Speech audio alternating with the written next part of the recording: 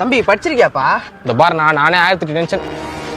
சரி நான் பச்சிரேன் நான் சொல்லு, வேலை கொடுக்க போறியா? தம்பி பஸ் ஸ்டாண்ட்ல ஒரு பையன் கையில 1000 ரூபாய் கொடுங்க காசு ஜிபே பண்ணிடுறேன்னு சொன்னான். நானும் பையன் பார்க்க டீசெண்டா இருக்கானேன்னு சொல்லி 1000 ரூபாய் கொடுத்தா ஜிபேவும் பண்ணிட்டான். காசு மட்டும் அக்கௌண்ட்ல ஏற மாட்டேங்குது. என்னவா இருக்கும்? சரி போனை கொடுங்க நான் பாக்குறேன். ஜிபே எத்தனை நாளா யூஸ் பண்ணுறீங்க? போன வாரம் தான் பையன் ஏத்தி குடுத்தான். அதெல்லாம் கருக்கா யூஸ் பண்ணுவேன். பாஸ்வேர்ட் கூட 2345. அதெல்லாம் ஏன் என்கிட்ட சொல்றேன்? 1234 தான் பாஸ்வேர்டு. எப்படி கன்ஃபியூஸ் பண்ண பாத்தியா? நல்லா உசாரா இருப்பேன்பா. ஐயோ உன்னை யாராலையும் ஏமாத்த முடியாதுண்ணா. அது இருக்கட்டும், நீ காசு வருவிப்பா? 4 வாட்டி உட்காந்து எழுந்துறா. காசு வருமா? கக்கூஸ் தான் வரும். தம்பி என்னப்பா இப்படிலாம் பேசுற? அப்புறம் அவன் ஜிபேல உனக்கு காசுலாம் அனுப்பல 1000 ரூபான்னு போட்டு மெசேஜ் அனுப்பிக்கிறான். அது கூட தேவை லூஸ் மாதிரி வந்து பேசுனீங்க. என்னப்பா இப்படி ஏமாத்திட்டான்? எதனா வழி சொல்லுப்பா. எங்க போனா? தம்பி என்னப்பா இப்படிலாம் வெறுப்பேத்துற?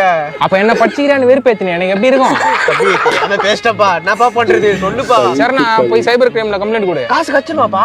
கிடையாது. ஏன்பா? ஏன்னா சைபர் கிரைம் டிபார்ட்மெண்டே இல்ல. விளையாடாதப்பா, பையன் அடிப்பாப்பா.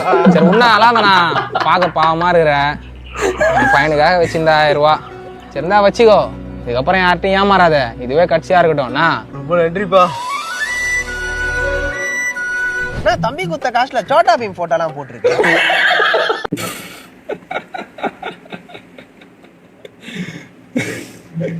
छोटा भीम फोटो போட்டிருக்கா.